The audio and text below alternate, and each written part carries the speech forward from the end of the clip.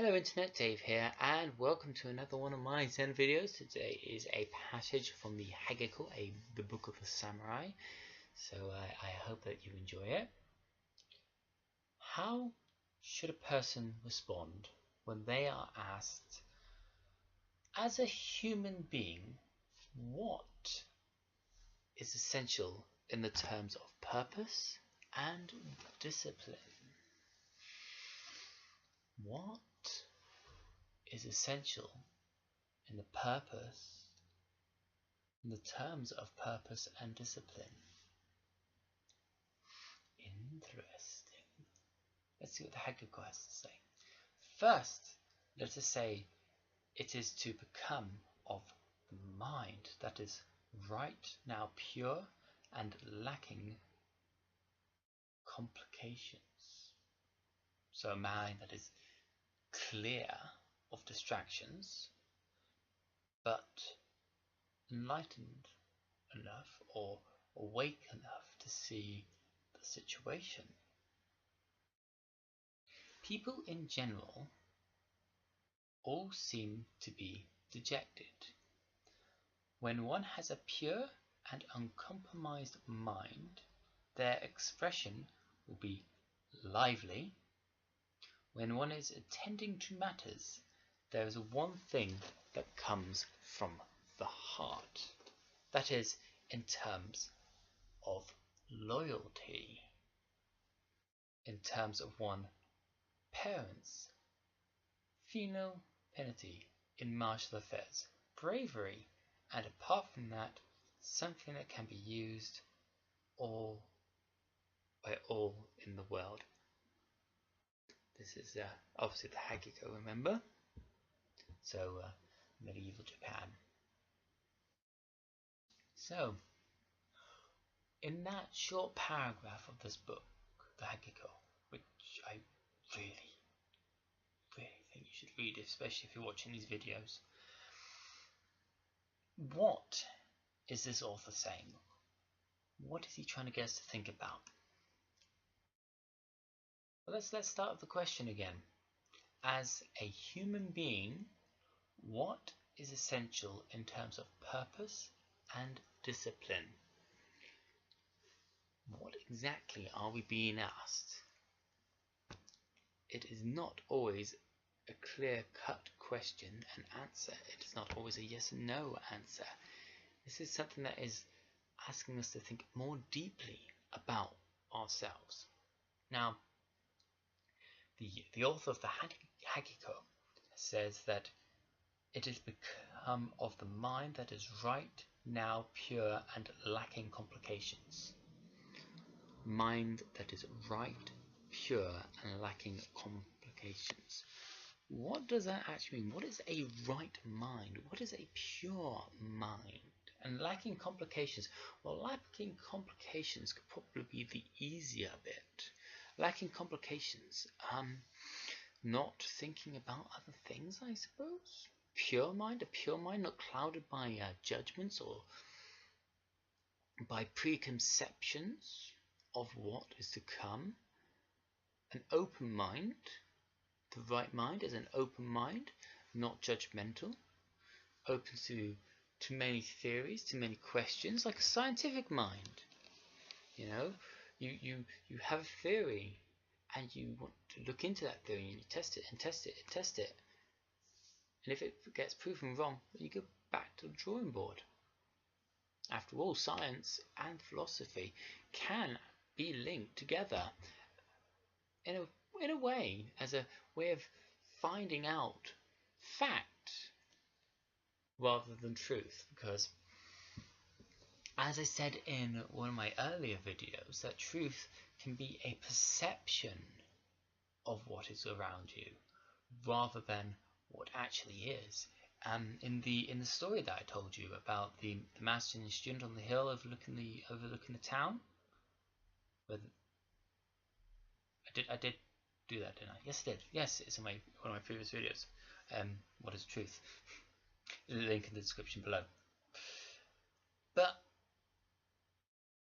as I said, truth can be many different things depending on perspective. fact. Fact is something that's been disputed, argued about, studied, researched, and has evidence for. Like, we know that our planet is 2/3 water. What is water?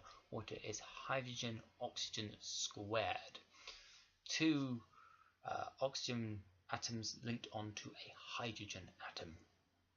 Proven by science. A fact, if you will. Truth? Water? What is water? If you're looking at it as a perception. Wet stuff. Stuff that falls from the sky and gets us wet. Something that waters our plants. Something that we drink when we really are thirsty. Yeah. In some religious beliefs, water was the lifebloods of the gods. These are old religions. And even every stream was a god. The sea was a god. Rain was god. Or gods. And if you are very religious, you'll probably understand sort of what I'm coming from there. Well, more pagan and earth-based religions. Even some modern practicing African tribes still see water as a deliverance from one of their gods, a blessing. These are all truths. Are they fact? Well, we don't really know if there's a god or not, so we can't say if that's a fact or not. We haven't yet come to that position. But I'm going off topic. I'm sorry. It's basically an open, questioning mind, I think, is what the author is saying of the hagakure. That our minds have to be open to all possibilities, as well as being acceptance of what we know, rather than making stuff up just to, get in some of these good books. It also says that people in general seem to be dejected.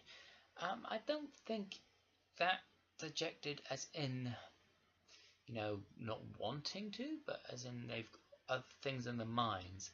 I've got to go somewhere, I've got to be somewhere, I've got to meet this person, I've got to go to work, I've got to make this, I've got to do that, I've got to pick up the children, I've got, a busy mind, a clouded mind, other things going on, not open. That's what I believe anyway. When one has a pure and uncompromised mind, his expression will be lively. Pure and uncompromised mind. So, I believe that, remember, this is just my ideas, they are not fact, because philosophy is, once again, a debating thing, something that is generated, and my answer may change in a few years' time. But I believe that it is saying that if you have a pure and unclouded mind, a compromised mind, something that is sharp, always thinking, and therefore accepting of everything around, that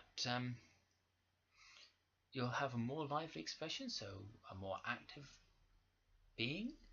Your face will be a lot more moving, your hands will be a lot more moving, you'll have a better body language. Of course, once again, being a book about the samurai, written by a samurai, he's got loyalty in there.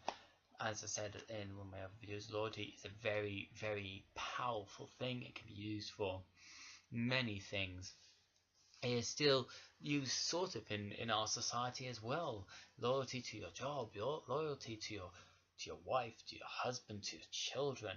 Though that kind of loyalty is a different kind of loyalty, and it's one that we choose. We choose to be married. We choose to have a job with that company or that person. We choose to have children, and then we look after them, and it grows, and it's such a brilliant feeling. So I'm told from the children's perspective. But yes, having a job and fulfilling a role in that job does make you feel very, very good. I know we complain about our work most of the time, about how we wish we could earn more, or that we wanted that particular job. But really, if we didn't want that job, we would have found another one. And within like the first few months of being there, or after the first year, if we needed to be there for a year, just to build up like a reputation, some rapport, if you will, some responsibility, some acknowledgement of our worth. So in a way, there is still a sort of loyalty going on in our society. Loyalty to the country, well, the armed forces, as I said in the other one, that is the ultimate loyalty to a country. But then you've got the police force and the fire service and the ambulance service. So I'm divulging back into my last video because I cannot express how important loyalty is in Zen, especially warrior Zen, like the hagakure. Even in the Buddhist Zen, loyalty is still highly thought of. Anyway, something that can be used by all in the world. I believe that is love. Love, compassion for your fellow person, for your fellow human. Love and compassion. Now, I'm not talking about, relationship love where you have to, marry the person or anything like that, but general love, friendship, politeness, manners, pleases, thank yous, understanding of the different religions, different continents, different societies that people have been brought up with, and being compassionate about it, trying to understand each other, bringing all our knowledge together and working for the greater enlightenment of humanity. I know enlightenment is a word that people don't really like, but after all, we are talking about Zen, and Zen is one of the paths to enlightenment, especially if you're studying it as a Buddhist. One of the reasons why Buddhism and Zen go together so well is that they all look for an answer to be more enlightened by their thoughts, to find a way out of suffering by understanding the world around them and giving compassion and loyalty. But then you could also have warrior Zen, but you still have compassion and loyalty, but you kick ass and take names. It's not unique. It's still quite difficult to discover what the words in the hagakure mean. As I said, it's written in a completely different time period to where we are. One where it was constantly at war, one that was constantly fighting a lot.